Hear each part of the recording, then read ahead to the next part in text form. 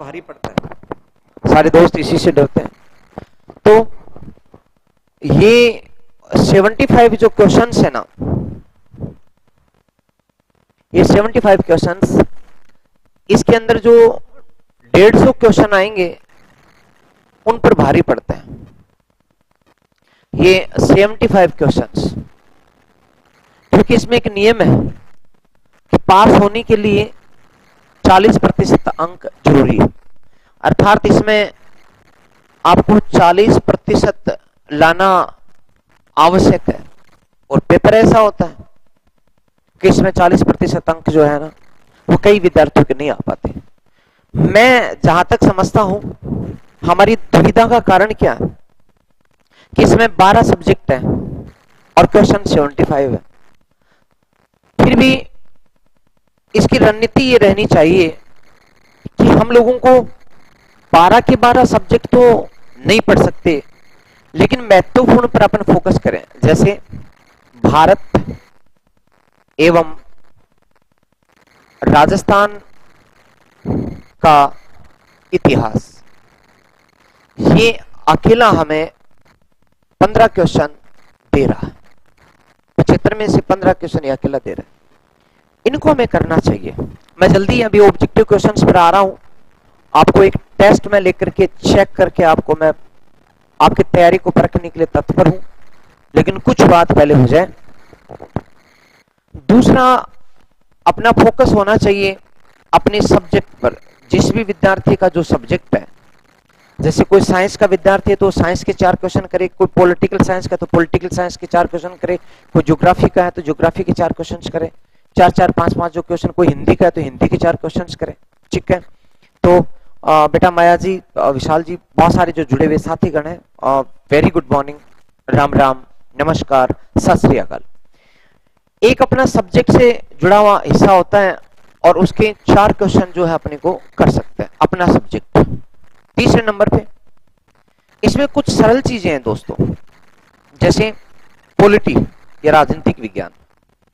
तो जिसके राजनीतिक विज्ञान ऑप्शनल नहीं है, तो राजनीतिक विज्ञान के 4 क्वेश्चंस को आसानी से ठीक कर सकता है, क्योंकि इसमें राजनीतिक विज्ञान का बड़ा पोर्शन नहीं है। एक छोटा पोर्शन है, बड़ा पोर्शन नहीं है, एक छोटा सा पोर्शन है। तो मैं समझो कि आवाज ठीक आ रही है। Very good morning, okay. Jogaram ji, Raksha ji, study IQ वाले भाई साहब सारे जो है। और अपनी कोशिश ये रहे कि हम राजस्थान का जो भूगोल है, राजस्थान की जो संस्कृति है,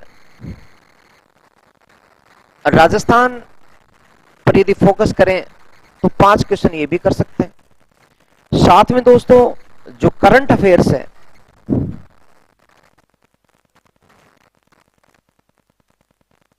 करंट अफेयर्स, उसके लगभग 10 क्वेश्चन आते हैं, वो कर सकते हैं। साथ में जो मनोविज्ञान या साइकोलॉजी है, या फिर सॉरी जो स्कूल मैनेजमेंट, स्कूल प्रबंधन है,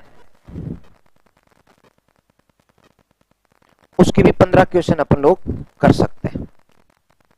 और ये अपना जो आंकड़ा है 15 और 15 30 और 10 40 और करीब 49 क्वेश्चंस का, ये हम आसानी से कर सकते हैं। मेरा कहने का तात्पर्य सिर्फ इतना है दोस्तों कि हम लोग अनावश्यक सब्जेक्ट्स में न उलझें तो ज्यादा ठीक रहेगा। आप लोग हिंदी को कर सकते हैं, जैसे हिंदी है तो हिंदी को कर सकते हैं दोस्तों। हिंदी में जो 4 क्वेश्चन आते हैं, 2 इसमें से आप कर सकते हैं। मेरा कहने का मतलब, जिसकी अंग्रेजी मेरी तरह की है, वो अंग्रेजी के ऊपर समय खराब ना करें। जिसकी गणित मेरी तरह की है, वो गणित पढ़ने पर अपना समय खराब नहीं करे। जिसकी विज्ञान कमजोर है, तो वो भी समय खराब नहीं करे। और रक्षा यादव करे, सर आपने वरिष्ठ अध्यापक की यूट्यूब पर कब लाओगे? तो वरिष्ठ अध्यापक की क्लास तो बेटा सुबह 7 बजे से थी, वो हो गई, वो मैं ले चुका हूं। अभी 9 बजे से सिर्फ व्याख्याता के संबंध में बात अपन करने जा रहे हैं। ठीक है, अब रही बात पेपर सेकंड की, तो इसमें तो आपको पारंगतता हासिल करनी होगी। हिस्ट्री सब्जेक्ट मैं पढ़ा ही रहा हूं और आप लोगों ने देखा ही है कि पिछली बार जो करीब 300 के लगभग जो विद्यार्थी थे, उनमें से 64 विद्यार्थियों का सिलेक्शन हो चुका है, इनका चयन हो चुका है, जो पिछली बार मैंने पढ़ाया था। तो अच्छा रेशियो था और अब की बार और भी बढ़िया करने का प्रयास मैंने किया है। तो ये हुई अपनी प्रारंभिक बात। एक और मैं जानकारी आपको दे दूं कि फर्स्ट ग्रेड में और फर्स्ट पेपर मैं स्वयं अब ऑनलाइन के साथ साथ ऑफलाइन भी चला दिया है और ये भाग्योदय एकेडमी के नाम से आप लोगों को रिद्धि सिद्धि चौराहा गोपालपुरा बाईपास पर आपको मिल जाएगा। यहां और कोचिंग या मैंने क्यों प्रारंभ की, इसकी कहां जरूरत थी, कोचिंग तो और भी बहुत सारी है, उद्देश्य एक ही है। मैंने देखा कि मेरी तरह अपने सब्जेक्ट में पूरी गहनता और शिद्दत के साथ मेहनत करने वाला, उसे सरल तरीके से विद्यार्थियों तक पहुंचाने वाले एक टीचर्स की एक टीम मुझे चाहिए थी। मैं चाह रहा था कि चाहे मैंने उत्कर्ष में देखा, कलाम में देखा, कहीं भी देखा कि 2 टीचर अच्छे और बाकी के 3 बस काम चलाऊ, बाकी 3 को विद्यार्थी सहन कर रहे हैं। तो मैंने मेरे साथ वाले जो कुछ उत्कर्ष के पुराने फैकल्टियां थी उनसे संपर्क किया। हाल फिलहाल हम 7-8 टीचर कलाम से भी अलग हो गए, तो हम सब ने मिलकर के कार्य किया। जैसे मेरे साथ उदाहरण के लिए रामराज जयमन सर हैं, मनोविज्ञान पढ़ाएंगे। राजेंद्र शर्मा सर हैं जो कि भूगोल पढ़ाएंगे। मेरे साथ राजेंद्र सहारण हैं जो कि समाजशास्त्र पढ़ाएंगे। इकोनॉमिक्स उमेश सर जी पढ़ाएंगे तथा साथ में भवानी सर जी पढ़ाएंगे। तो कुल मिलाकर के अच्छी फैकल्टीज की एक टीम तैयार की है, जिसमें राजस्थान के कल्चर अभिषेक खांडल सर पढ़ाएंगे। तो मेरा कहने का उद्देश्य है कि अच्छी टीम मैंने इसलिए तैयार की है कि आपको सब कुछ व्यवस्थित रूप से पढ़ने का मौका मिले। अब हम सीधी बात करते हैं अपने क्वेश्चंस की। मैं समझता हूं कि आपके जीके के पेपर में, जीके का जो पेपर है प्यारे बच्चों, इस भारत और राजस्थान का इतिहास में, इसमें राजस्थान के इतिहास की जो शुरुआत होती है वो आज मैं इसी पर अपने क्वेश्चंस लेकर के आया हूं। राजस्थान का इतिहास, इसमें आपके प्राचीन पहली जो यूनिट, पहला जो सिलेबस का बिंदु है वो है राजस्थान की प्राचीन सभ्यता। और इस राजस्थान की प्राचीन सभ्यता वाले बिंदु में 4 सभ्यताएं हैं। नंबर 1 कौन कौन सी सभ्यताएं दोस्तों? नंबर 1 कालीबंगा दोस्तों, दूसरा दोस्तों गणेश्वर, गणेश्वर सभ्यता, तीसरा दोस्तों बैराट की सभ्यता और चौथी आहट सभ्यता। तो ये 4 सभ्यताएं आपके सिलेबस के अंदर हैं, तो आप इनको देखिएगा।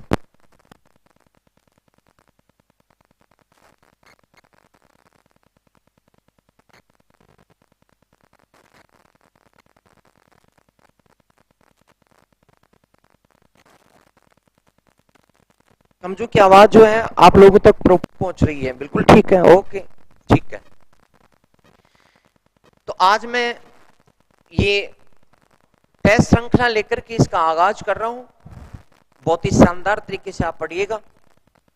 मेरे ऑफलाइन क्लास में जो कुछ मैंने कालीबंगा सभ्यता के बारे में पढ़ाया था वो स्लाइड्स भी मेरे पास हैं, और उसी जो पढ़ाया गया तो उसी में से कुछ क्वेश्चंस लेकर के मैं आपके समक्ष आया हूं। आप मुझे मैसेज दिखाएं तो लीजिए, हाजिर है आपके कालीबंगा सभ्यता से संबंधित जो क्वेश्चंस हैं वो दोस्तों आप लीजिएगा। कालीबंगा का जो क्वेश्चन नंबर 2 है या क्वेश्चन नंबर 1 है, क्वेश्चंस को हम लोग सोल्व करेंगे। क्वेश्चन नंबर 1, तो क्वेश्चन नंबर 1 है दोस्तों, कालीबंगा से प्राप्त हवन कुंड। आप लोग देख लीजिएगा, बहुत अच्छे लेवल के क्वेश्चंस हैं, कुछ एक क्वेश्चंस आए हुए हैं और कुछ एक क्वेश्चंस आने वाले हैं। आप लोग ध्यान से पढ़िएगा और इसका उत्तर मुझे दीजिएगा। बिल्कुल ठीक है, वेरी गुड मॉर्निंग। तो कालीबंगा से प्राप्त हवन कुंड से संबंधित सत्य कथन है। ऑप्शन 1, कथन नंबर 1, कालीबंगा से पूर्वी टीले से 7 हवन कुंड प्राप्त हुए हैं, पहला है। दूसरा, कालीबंगा के पश्चिमी टीले के दक्षिणी हिस्से के कच्ची ईंटों के चबूतरे पर हवन कुंडों की एक कतार मिली है। तीसरा, निचले नगर के कई मकानों से अनेक हवन कुंड मिले हैं। और चौथा, ये हवन कुंड आयताकार थे जिनमें भस्म जानते, राख, कोयला और हड्डियां प्राप्त हुई हैं। तो सही कथन कौन सा है, फटाफट उत्तर आपकी तरफ से आ जाए। तो दोस्तों उत्तर आप बताएंगे। तो बहुत सारे विद्यार्थियों का उत्तर जो आ रहा है वो गलत आ रहा है। वो कह रहे हैं कि सर पहला सही है, कालीबंगा से पूर्वी टीले में 7 हवन कुंड मिले हैं। वो कह रहे हैं दूसरा भी सही है, कालीबंगा के पश्चिमी टीले के दक्षिणी हिस्से। दूसरा गलत बता रहे हैं। ओके, अच्छा दूसरा गलत है, ठीक है। तीसरा, निचले नगर के कई मकानों से हवन कुंड मिले हैं, अच्छा ये भी सही है। ओके, ये हवन कुंड आयताकार थे जिनमें भस्म, कोयला और हड्डियां। इसका मतलब आप 1, 3, 4 सही बताने की कोशिश कर रहे हो, यानी उत्तर क्या आ रहा है आपकी तरफ से, ए। नहीं दोस्तों, गलत हो गया आपका। ये देखो, देखते देखते गलत हो गया। पहला कथन गलत है, कालीबंगा से पूर्वी टीले से 7 हवन कुंड नहीं मिले। दोस्तों स्पष्ट भाषा में समझिए कि कालीबंगा जो सभ्यता है, उस सभ्यता में जो हवन कुंड मिले हैं, ये हवन कुंड पश्चिमी टीले से प्राप्त हुए हैं। ये देखो, मैंने पढ़ाया था क्लास में, बताया था कि कालीबंगा में एक ये पश्चिमी टीला है इधर, और ये पूर्वी टीला है। और पूर्वी जो टीला है उसको भी 2 भागों में बांटा गया है। एक ये वाला भाग, एक यहां पर है, और दूसरा ये है। तो ये वाला पश्चिमी टीला है दोस्तों, ये वाला निचला नगरिया, ये पूर्वी टीला या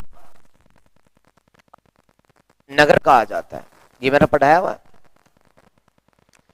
अब इस पश्चिमी टीले के दक्षिणी भाग से, यहां से दोस्तों, तो यहां से हमें 7 हवन कुंड की चबूतरों की कतार प्राप्त हुई है। ये जो 7 हवन कुंड है, इनकी कतार यहां मिली है, और इनके सामने भी एक बड़ा हवन कुंड प्राप्त हुआ है। तो कतारबद्ध 7 हवन कुंड, एक बड़ा हवन कुंड ऊपर की ओर। ये 7 हवन कुंड एक ही चबूतरे पर है, और ये दूसरा जो हवन कुंड है बड़ा वाला, ये एक अलग चबूतरे पर है। तो इस प्रकार से पूर्वी टीले में हमें हवन कुंड प्राप्त नहीं हुए। इसलिए दोस्तों आपसे गलती हो गई कि हवन कुंड जो है आपने गलत बता दिए। तो कालीबंगा से पूर्वी टीले से हवन कुंड प्राप्त नहीं हुए हैं। ओके, तो ये पहला कथन हो गया गलत।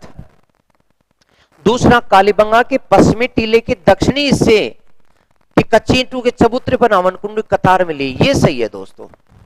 फिर निचले नगर, यानी कि जो पूर्वी टीला था, निचले नगर के कई मकानों से अनेक हवन कुंड मिले हैं, ये बात भी सही है बिल्कुल। यानी कि जो पूर्वी टीला है उसमें कई कई घरों से कुछ एक मात्रा में हवन कुंडों की प्राप्ति हुई है, ये बात भी सही है। फिर दोस्तों ये हवन कुंड आयताकार थे जिनमें, ये बात भी सही है, आयताकार साइज के हवन कुंड जिनके अंदर, यानी हवन कुंड इस प्रकार से बना हुआ था आयताकार, और जिनमें अर्थात थोड़ी लंबाई ज्यादा थी, और जिनमें हवन कुंड में यानी कि यज्ञ करने के साक्ष्य हमें प्राप्त होते हैं। और इन हवन कुंडों में दोस्तों राख मिली है, अर्थात लकड़ी कोयला जलाने की राख मिली है, और ओम स्वाहा अर्थात उसमें घी, बलि, हड्डियां ये प्राप्त हुई है। इसका मतलब भस्म प्राप्त हुई है, कोयला प्राप्त हुआ और हड्डियां प्राप्त हुई, इनकी प्राप्ति यहां पर हुई है। इससे एक बात क्लियर होती है कि यहां पर यज्ञ करने की परंपरा पहले से ही विद्यमान रही है। ओके, तो दोस्तों इसका मतलब कथन नंबर 4 भी सही है, तो कथन नंबर 1 गलत है, तो उत्तर होगा 2, 3 और 4। तो इसका सही उत्तर है दोस्तों 4 द 2, 3 और 4। ठीक है, अब हमें एक क्वेश्चन और लेते हैं अगला, बताइएगा। कालीबंगा के संबंध में निम्न तथ्यों पर विचार करना है। कालीबंगा के प्राक हड़प्पन स्तर से जुते हुए खेत के साक्ष्य प्राप्त हुए हैं। दूसरा, कालीबंगा के हड़प्पन स्तर से जुता हुआ खेत प्राप्त हुआ है। तीसरा, हड़प्पन स्तर से वृषभ की कांसे की मूर्ति, कांसे का दर्पण, अर्थात कांसे की मूर्ति, कांसे का दर्पण प्राप्त हुआ है। चौथा, कालीबंगा से ऊंट की हड्डियां प्राप्त हुई हैं। तो कालीबंगा से ऊंट की हड्डियां भी प्राप्त हुई हैं या नहीं, तो ये भी आप लोग जो है दोस्तों देखेंगे। ठीक है, तो इनमें सही क्या क्या, मैंने आपको बताया था दोस्तों कि कालीबंगा जो है उसके 2 स्तर प्राप्त हुए। कालीबंगा को जब खुदाई की गई तो उस खुदाई में 2 स्तर प्राप्त हुए, एक नीचे का स्तर और फिर उसके ऊपर बनाया गया ऊपर का स्तर। इस तरह से 2 स्तर प्राप्त हुए। ये जो पहला स्तर है इसे हड़प्पा सभ्यता से पहले का काल का माना गया है, इसलिए इसे प्राक हड़प्पन स्तर कहा जाता है।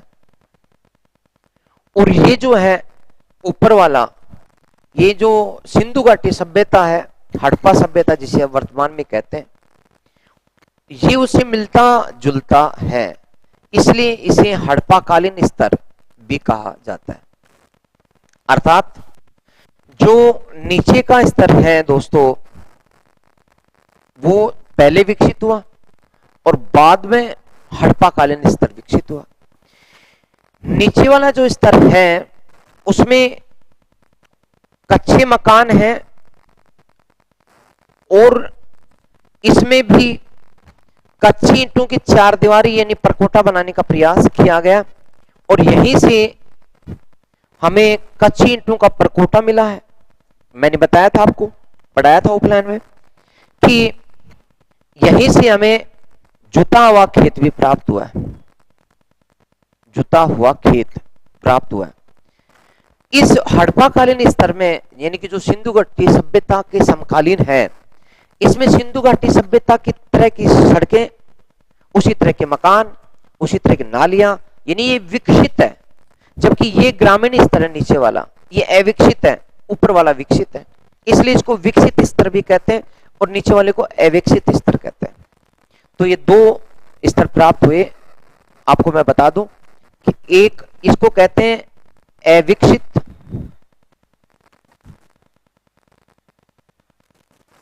अविकसित स्तर, और इसको कहते हैं दोस्तों विकसित स्तर। अब हमें जुता हुआ खेत, अब प्राक हड़प्पन, ये प्राक हड़प्पन नीचे वाले स्तर से जुते हुए खेत का साक्ष्य मिला है, ये बात तो दोस्तों हो गई सही। दूसरा, कालीबंगा के हड़प्पन स्तर से हड़प्पाकालीन स्तर से जुता हुआ खेत मिला क्या? नहीं, यहां नहीं मिला है, ये तो यहां मिला है, इसलिए दोस्तों ये हो गई गलत। तीसरा, हड़प्पा स्तर से वृषभ की यानी कि सांड की, कांसे की मूर्ति, कांसे का दर्पण प्राप्त हुआ।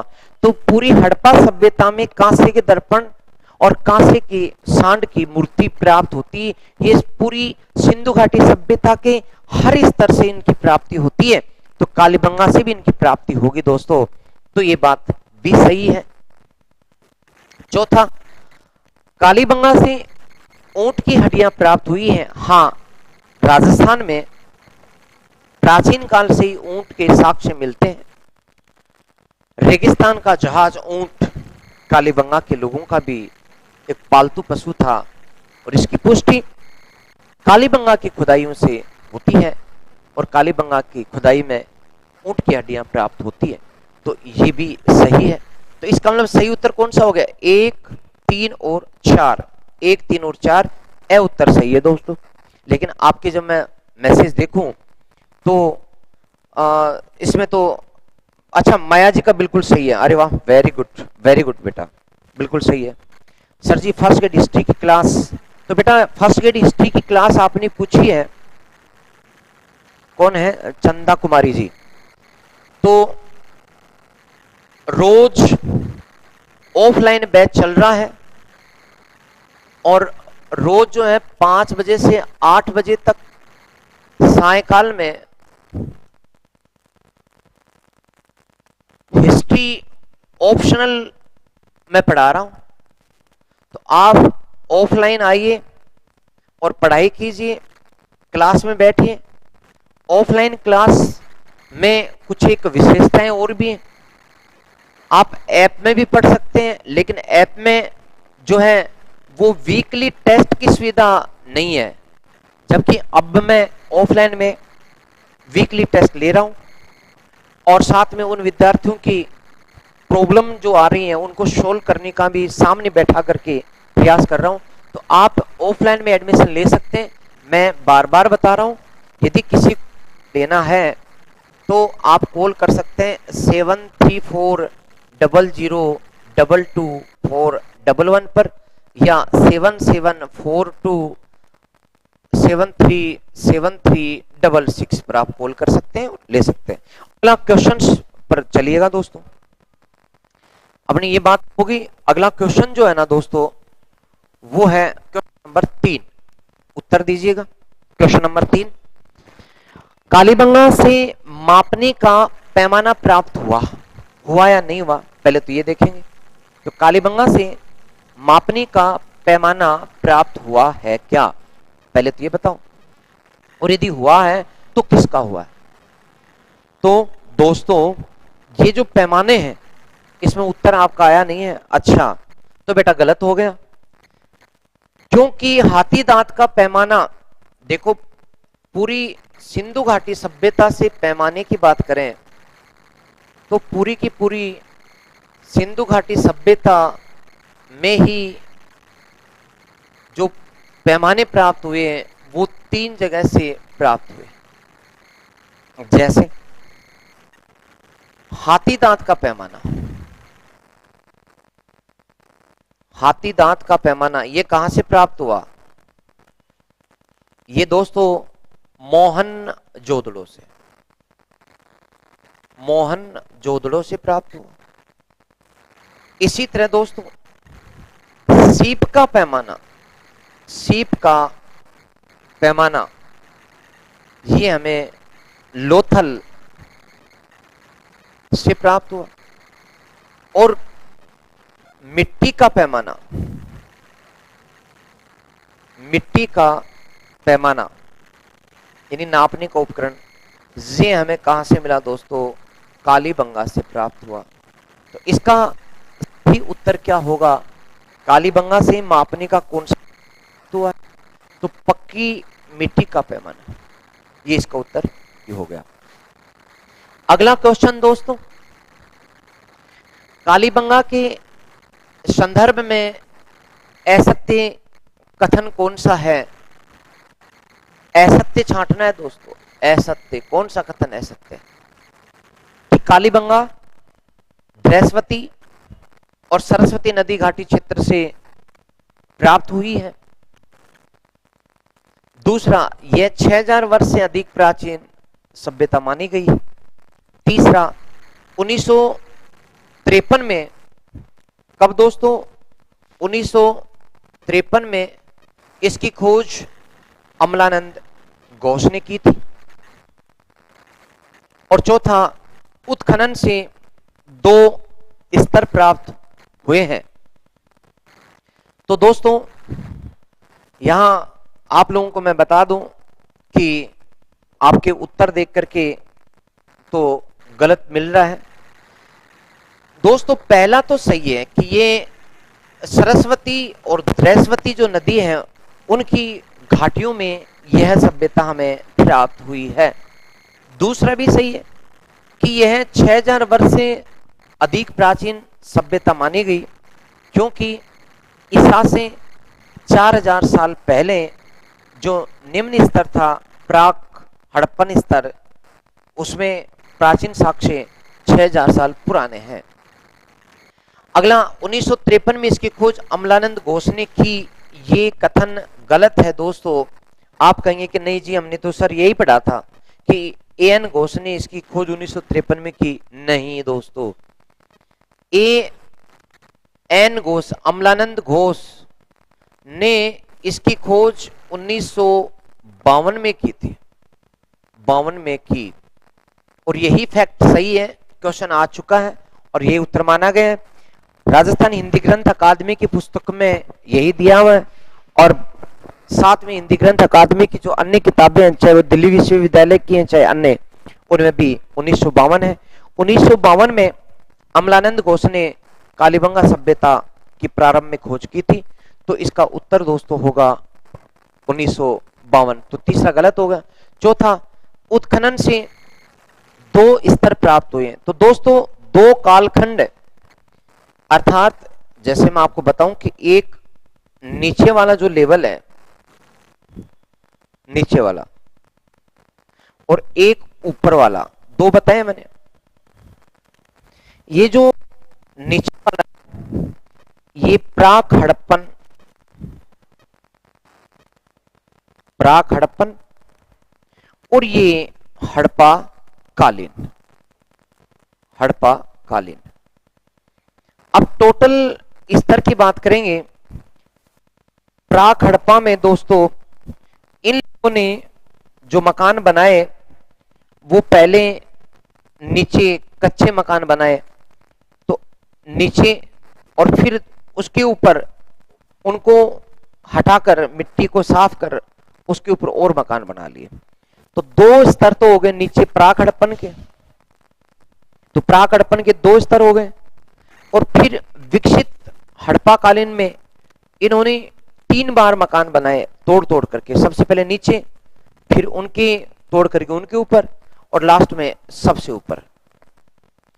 तो नीचे नीचे झोपड़ियां प्राप्त होती हैं प्राक हड़प्पन में, फिर उसके ऊपर कच्चे घर प्राप्त होते हैं, फिर कच्चे घरों में थोड़े सुडौल कच्चे घर हैं, फिर थोड़ा पक्की ईंटों का प्रयोग कहीं कहीं पे किया गया, लेकिन फिर अच्छे घर अपने को सबसे ऊपर प्राप्त होते हैं। यानी कुल मिलाकर के 5 जो है स्तर प्राप्त होते हैं। तो कालखंड कितनी हो गए? 2। एक प्राक हड़प्पन कालखंड और दूसरा हड़प्पा कालीन कालखंड। तो कालखंड कितनी हो गए दोस्तों? 2, और स्तर कितने हो गए? 5। प्राक हड़प्पन में 2 हैं, विकसित हड़प्पन में 3 है।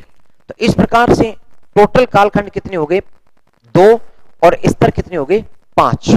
तो 2 कालखंड में 5 स्तर प्राप्त हुए। तो उत्खनन से 2 स्तरों की प्राप्ति हुई है।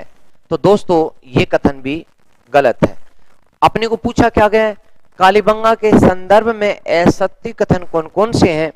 तो इसका उत्तर होगा 3 और 4। यानी उत्तर क्या हो गया दोस्तों?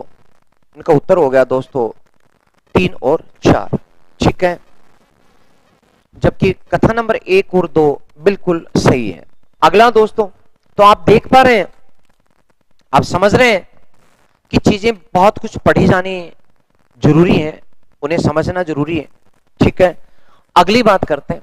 क्वेश्चन नंबर 5, कालीबंगा के संदर्भ में सत्य कथन छांटना है। आपकी बार आपको सत्य कथन छांटना है।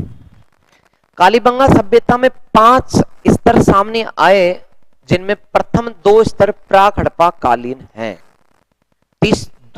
कथन नंबर 2, तीसरा, चौथा और 5वां स्तर हड़प्पा सभ्यता के समकालीन या हड़प्पा कालीन है। तीसरा, मकान बनाने में धूप में पकाई ईंटों का प्रयोग किया गया। चौथा, यहाँ की मिट्टी के बर्तनों में सुंदरता और सुडौलता का अभाव है। और पांचवा, ईंट भट्टों में ईंट पकाने के साक्ष्य प्राप्त हुए हैं। तो दोस्तों कौन सा सही लग रहा है और कौन कौन सा गलत लग रहा है? तो दोस्तों बात करते हैं। कालीबंगा सभ्यता में 5 स्तर सामने आए हैं, ये बात सही है, जिनमें 2 स्तर प्राक हड़प्पन में और 3 हड़प्पाकालीन में, ये बात सही है, बिल्कुल सही है दोनों कथन। तीसरा, मकान बनाने में धूप में पकाई ईंटों का प्रयोग किया गया। ईंटों को, कच्ची ईंटों को धूप में सुखा करके उन्हें जो है सुखाया गया और मकान बना लिए गए। चौथा, यहाँ की मिट्टी के बर्तनों में सुंदरता और सुडौलता कम है, क्योंकि बर्तन जो है वो बहुत सुंदर नहीं है, चाक का इस्तेमाल तो है परंतु सुडौलता नहीं है, तो इसका ये भी कथन सही है। पांचवा, ईंट भट्टों में ईंट पकाने के साक्ष्य मिले। नहीं दोस्तों, कालीबंगा से हमें ईंट भट्टों के साक्ष्य प्राप्त नहीं हुए हैं, इसलिए ये गलत है।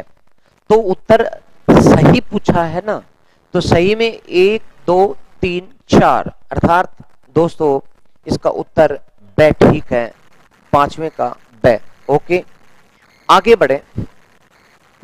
तो दोस्तों कालीबंगा के कब्रिस्तान के संबंध में एक क्वेश्चन है, उसको आप देखिएगा। कालीबंगा में पुरुष के कंकाल की खोपड़ी में एक कब्रिस्तान से पुरुष की खोपड़ी मिली है दोस्तों, उस खोपड़ी में 6 छेद प्राप्त हुए हैं। तो यस, आपने उत्तर दिया माया जी, बिल्कुल आपका जो उत्तर है आपने देख लिया। यस बिल्कुल, तो जुड़े रहो और सही करते रहो। तो मैंने बताया कि पहला ऑप्शन है पुरुष के कंकाल की खोपड़ी में 6 छेद मिले हैं, क्या है? सही है। दूसरा, यहां प्रतीकात्मक समाधान के साक्ष्य मिले हैं, प्रतीकात्मक समाधान के साक्ष्य मिले हैं। और इसी तरह दोस्तों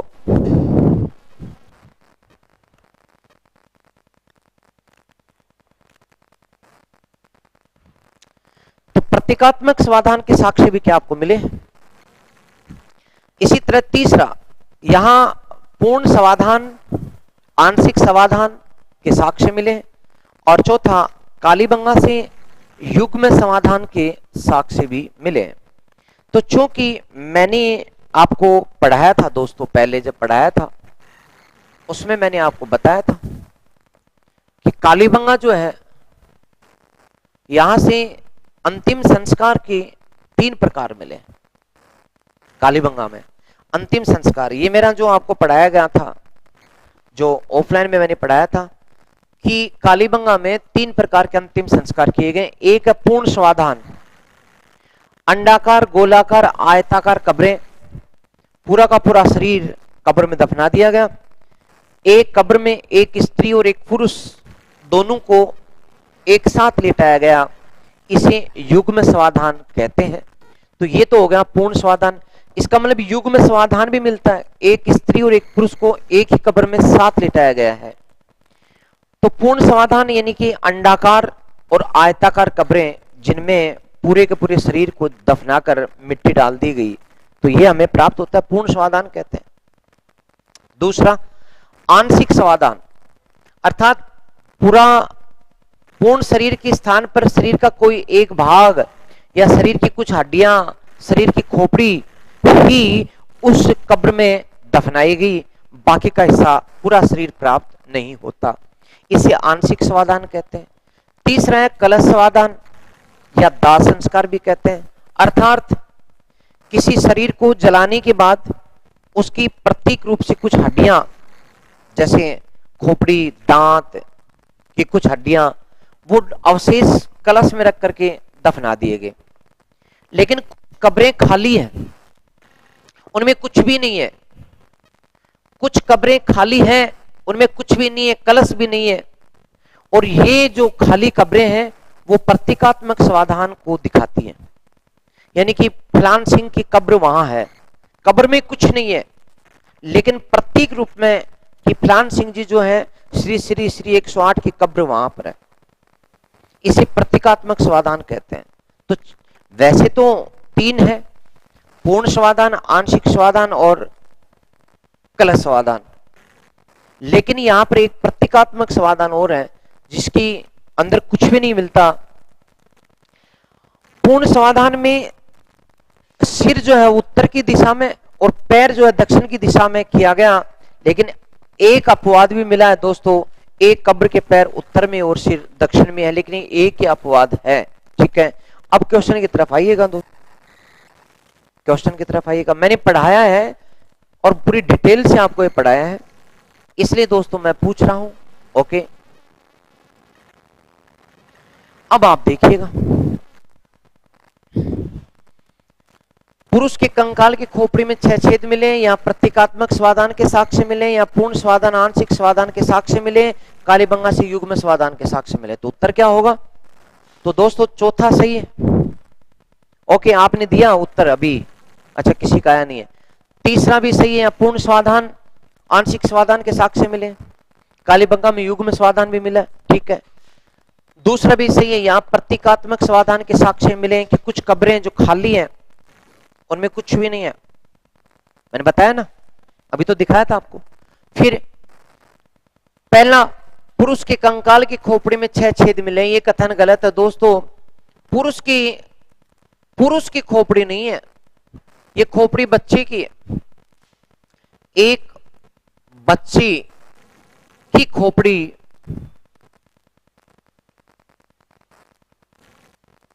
में 6 छेद हैं, जो ये दिखाता है कि मस्तिष्क शल्य चिकित्सा की गई थी, इसके ये साक्ष्य के रूप में माना गया। तो यहां पुरुष की खोपड़ी नहीं है, बालक की खोपड़ी है, बालक की, इसलिए पहला गलत है दोस्तों। उत्तर होगा 2, 3 और 4, और ये उत्तर है समय 2, 3 और 4। ओके, अगला भी कीजिएगा। बहुत सारे विद्यार्थी जो हैं वो फटाफट आते हैं और चले जाते हैं, क्योंकि टिक करके पढ़ने की हिम्मत कहां, और क्वेश्चंस बहुत अच्छे लेवल पर हैं। ठीक है, किसी भी प्रकार की कोई समस्या हो तो बताओ। सर जी बच्चे की है ना खोपड़ी? हाँ बच्चे की है बेटा। अरे वाह माया, बिल्कुल सही, शाबाश, माया ने सारे उत्तर सही किए हैं बेटा। माया तू तो होशियार है, इसका मतलब तेरा सिलेक्शन तो पक्का। अगला, किस हड़पी स्थल से एक साथ 2 फसलें उगाए जाने के साक्ष्य प्राप्त होते हैं? तो 2 फसलें एक साथ बताओ, ये तो आप कर दोगे, सबसे सरल उत्तर है। तो कालीबंगा की जो सभ्यता उसमें 2 फसलें एक साथ उगाने के साक्ष्य प्राप्त होते। अगला दोस्तों, निम्नलिखित में से क्वेश्चन है, ये जो फर्स्ट ग्रेड एग्जाम 2014 में आया हुआ, निम्नलिखित में से कौन से कथन सही है? पहला, कालीबंगा की खोज अमलानंद घोष ने की थी। दूसरा, अमलानंद घोष ने 1953 में लगभग 2 दर्जन हड़प्पा संस्कृति के स्थल बीकानेर क्षेत्र से खोजे थे। तीसरा, कालीबंगा से अस्थि रहित समाधान नहीं मिले हैं। चौथा, कालीबंगा से प्राप्त अवशेष हड़प्पा से प्राप्त अवशेषों से बेहतर स्थिति में है। तो दोस्तों बताइएगा, तो कालीबंगा की खोज करने वाले तो अमलानंद घोष ही हैं, तो पहला तो सही है। दूसरा, अमलानंद घोष ने कालीबंगा की खोज तो 1952 में की, बट परंतु 1953 में उन्होंने बीकानेर से 2 दर्जन से अधिक स्थलों की खोज 53 में की थी, ये बात भी सही है। अगला दोस्तों, कालीबंगा से अस्थि रहित समाधान नहीं मिले, गलत बात। अस्थि रहित समाधान मिले, अभी मैंने बताया था, जिसे हम प्रतीकात्मक समाधान कहते हैं, प्रतीकात्मक समाधान कहते हैं, समाधान कहते हैं। और दोस्तों, कालीबंगा से प्राप्त अवशेष हड़प्पा से प्राप्त अवशेषों से बेहतर स्थिति में है, ये बात भी सही है, क्योंकि कालीबंगा के अवशेष चाहे वो थोड़े हैं लेकिन वो सुरक्षित कंडीशन में प्राप्त होते हैं। इसका मतलब उत्तर 1 2 और 4, यानी कि सी इसका सही आएगा, 1 2 और 4। अगला दोस्तों, अपने आप को टेस्ट सीरीज में बांधते जाइएगा, ये कंटिन्यू चलेगी। राजस्थान की सभ्यताओं को पढ़ने के बाद हम गुर्जर प्रतिहार पढ़ करके, सल्तनत काल और मुगल काल के पढ़ करके और आधुनिक में राजस्थान के एकीकरण पर समाप्त करेंगे। राजस्थान में सिंधु घाटी सभ्यता के अवशेष कहां कहां प्राप्त हुए हैं? तो दोस्तों बताओ, पीलीबंगा और रंगमहल, कालीबंगा और रंगमहल, बैराट और गणेश्वर, और आहड़ और बागोर। तो मैं आपको बता दूं कि सिंधु घाटी सभ्यता, इस क्वेश्चन को ठीक तरह से करना, सिंधु घाटी सभ्यता या जिसे हम हड़प्पा सभ्यता भी कहते हैं, इस सभ्यता की समकालीन हमें नंबर 1 स्थान मिलता है कालीबंगा, नंबर 2 स्थान मिलता है रंगमहल, और रंगमहल का भी निम्न स्तर, रंगमहल का निम्न स्तर, और तीसरा दोस्तों गणेश्वर। तो क्या गणेश्वर सही है? नहीं है, क्योंकि गणेश्वर हड़प्पा कालीन तो है, हड़प्पा काल में था, हड़प्पा कालीन सभ्यता है, ये बात तो सही है, परंतु ये सिंधु घाटी सभ्यता से अलग थी। सिंधु घाटी सभ्यता से पृथक थी, यानी सिंधु घाटी सभ्यता का स्थल नहीं है, पृथक सभ्यता यहां पर थी। ओके, तो दोस्तों इसका सही उत्तर होगा कालीबंगा और रंगमहल। गणेश्वर जो है वो सही उत्तर नहीं है, क्योंकि यहां सिंधु घाटी सभ्यता का अवशेष नहीं मिला, सारे अवशेष अलग प्रकार के प्राप्त हुए हैं। तो इसका उत्तर होगा दोस्तों ब। अगला क्वेश्चन, कालीबंगा सभ्यता किस नदी के समीप विकसित हुई? तो कालीबंगा सभ्यता दोस्तों सरस्वती नदी, ये एक ही उत्तर सही है, बहुत सरल है, तो आप कर दोगे।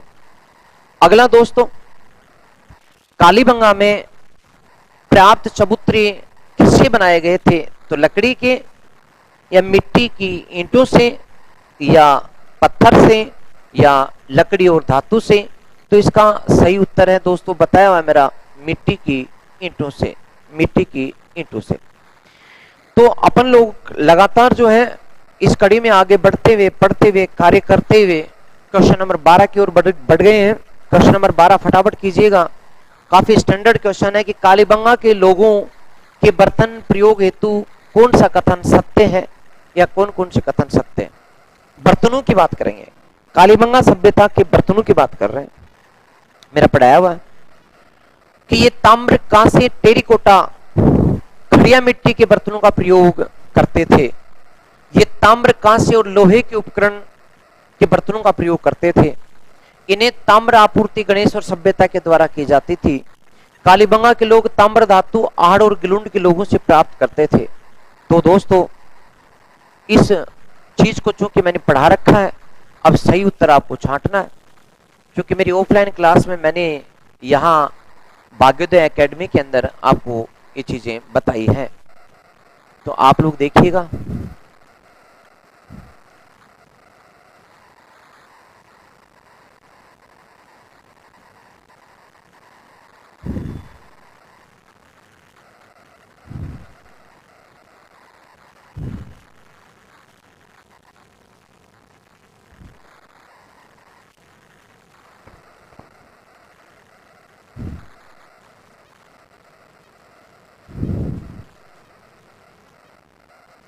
ये देखो, मैंने कालीबंगा के बारे में आपको पूरा का पूरा पढ़ाया था कि कालीबंगा जो है वो पीलीबंगा से 5 किलोमीटर दूर हनुमानगढ़ में है। ये सरस्वती द्रैस्वती नदी घाटी से प्राप्त हुई है, वर्तमान में घाघर नदी के बाएं किनारे पर है। और कालीबंगा का पंजाबी भाषा का शब्द है जिसका अर्थ है काली चूड़ियां। और यहाँ दोस्तों खोज और उत्खनन में मैंने 1952 में अमलानंद घोष बताया था, 1953 में इन्होंने बीकानेर जिले से जो स्थान खोजे उनकी बात की थी। फिर बाद में यहाँ उत्खनन का कार्य बालकृष्ण थापर, ब्रजवासी लाल और जो जेवी जोशी ने किया था 1969 तक का बताया हुआ है।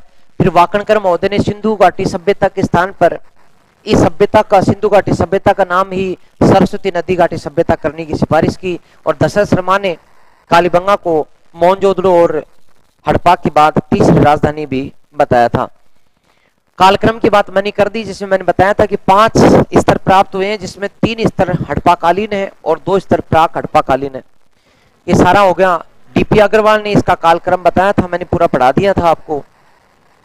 प्राक हड़प्पाकालीन स्तर में जो चना और सरसों बोए जाने के जो साक्ष्य थे, हराइया वगैरह, ये सारा मैंने आपको बता दिया। भूकंप के साक्ष्य यहाँ बताए थे। फिर मैंने विकसित जो हड़प्पा काल था उसमें पश्चिमी टीला और पूर्वी टीले की बात भी आपको बताई थी। ठीक है दोस्तों, जिसमें राख, कोयला, हड्डियां, वहां के जो हवन कुंड है वहां से मिलना बताया था। फिर मैंने यहाँ पक्की मिट्टी का पैमाना जो अभी क्वेश्चन में था वो भी देखो पढ़ाया हुआ है। सारे क्वेश्चन लगभग मेरे पढ़ाए में से निकले हैं।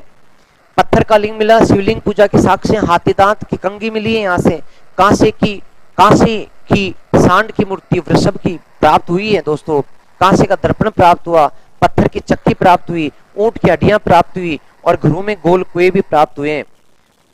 लेकिन दोस्तों चूंकि सारी सभ्यता में तांबा तो प्राप्त हुआ, और ये तांबा जो है वो गणेश्वर की सभ्यता से लेते थे, गणेश्वर की सभ्यता से। मैंने यहाँ की कच्ची ईंटों के घरों के बारे में भी घर बना करके बताया था, एक पल्ले किवाड़ वाले, पूरा का पूरा आपको। फिर दोस्तों मैंने बताया था कि सड़कें किस प्रकार से इनकी कच्ची होती थी, कहीं कुछ सड़कों को पक्का करने के साक्ष्य भी मिलते हैं। नालियां भी मैंने आपको बताई थी, सार्वजनिक नाली व्यवस्था जो यहाँ पर कम थी। मोहरें भी मैंने बताई थी कि यहाँ पर सील और ठप्पे प्राप्त हुए हैं, व्यापारिक प्रयोग के लिए ये ठप्पे या मोहरें बनाई जाती थी। ज्यादातर मोहरें जो जिन पर सांड की और बाघ के पशु का चित्रण प्राप्त होता है। अधिकांश मोहरें किसकी हैं? खड़िया मिट्टी की या सेल खड़ी की, और कुछ मोहरें तांबे से बनी हुई हैं, लेकिन लोहा कहीं नहीं है।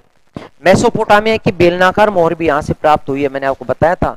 ये व्यापार वाणिज्य में उनकी उन्नति का प्रतीक है। ठीक है, तो मैंने बताया था आपको, सारा पढ़ाया हुआ है दोस्तों। अब आप जो इस क्वेश्चन को जब सोल्व करेंगे तो यहाँ ताम्र, कांसे और लोहे के उपकरण प्राप्त नहीं होते, क्योंकि लोहा यहाँ प्राप्त ही नहीं हुआ दोस्तों। ये कथा नंबर 2 तो गलत है। हाँ, कांसे के टेरिकोटा यानी खड़िया मिट्टी के बर्तन प्राप्त होते हैं, पहला सही है। इन्हें ताम्र की आपूर्ति गणेश्वर के लोग करते थे, बिल्कुल सही है। लेकिन कालीबंगा के लोगों का संपर्क आहड़ और गिलुंड के साथ नहीं था, क्योंकि वो बाद की सभ्यता। तो इसका उत्तर क्या होगा दोस्तों? 1 और 3।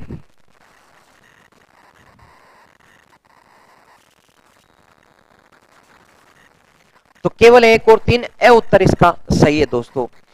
तो मैं समझ रहा हूं कि क्लास लंबी ना हो, आप लोग जो है वो लंबी क्लास को बहुत ज्यादा पसंद नहीं करते, और अगली क्लास में मैं आपको पुनः एक टेस्ट सीरीज के रूप में जो है लेकर के आऊंगा जल्दी ही। और हम राजस्थान के इतिहास को टेस्ट सीरीज में पढ़ेंगे, साथ में भारतीय इतिहास को टेस्ट सीरीज में पढ़ेंगे, और अन्य विषयों की भी मैं टेस्ट सीरीज के रूप में यूट्यूब पर बीच बीच में आने का प्रयास करूंगा।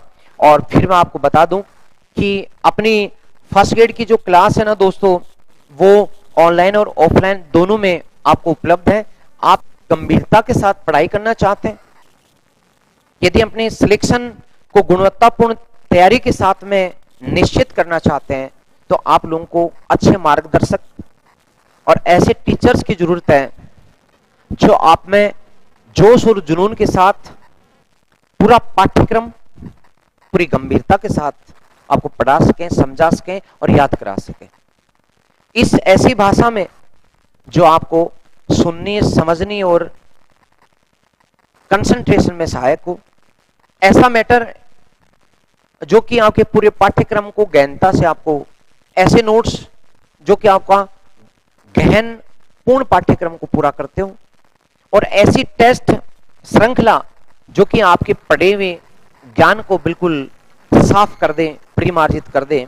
तो इन सब के लिए मैंने मेरे जैसे टीचर्स की एक टीम बनाई है, जिसमें मैंने बताया था आपको, टीम के बारे में जानकारी दी थी कि मैं खुद विजेंद्र इतिहास आपको पढ़ाऊंगा, भारत का और राजस्थान का इतिहास, राजस्थान की कला एवं संस्कृति जो है वो अभिषेक खांडल सर पढ़ाएंगे, जो राजस्थान की कला और संस्कृति है वो अभिषेक खांडल सर पढ़ाएंगे।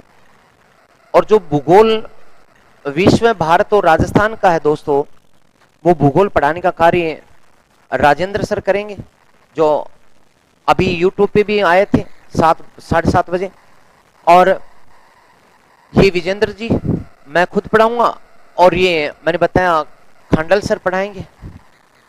और दोस्तों इसी के साथ साथ जो मनोविज्ञान है, जो मेरे साथी रामराज जयमन सर हैं, जो कि लोकप्रिय पूरे राजस्थान में, वो पढ़ाएंगे।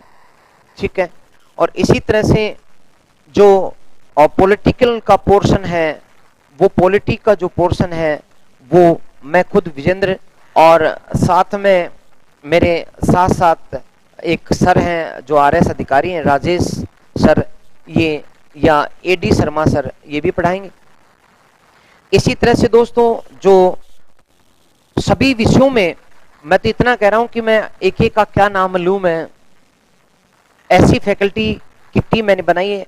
मुझे बस एक ही बात का था कि हर कोचिंग में 3 टीचर अच्छे मिलते हैं, उनको दिखा करके एडमिशन ले लेते हैं, बाकी टीचर यूं चलते रहते हैं, बच्चे शिकायत करते रहते हैं, चेंज नहीं होता।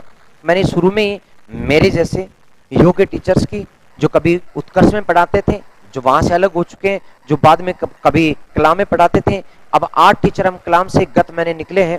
तो हमने वो टीम बना करके सभी टीचर्स ने मिल करके कोचिंग की है, और इस कोचिंग का नाम है भाग्योदय। और सभी टीचर ने कहा था कि स्टूडेंट का जो भाग्य है उसमें उदय के लक्षण प्रकट हो, इसीलिए हमने ये नाम रखा है। आप लोग ऑफलाइन की क्लास ले सकते हो।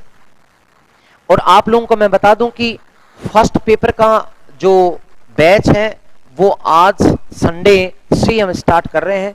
तो बुधवार को इसकी पहली क्लास, जो आज एडमिशन शुरू हो गए हैं और बुधवार को पहली क्लास होगी, तो आपका जो है इसमें स्वागत है।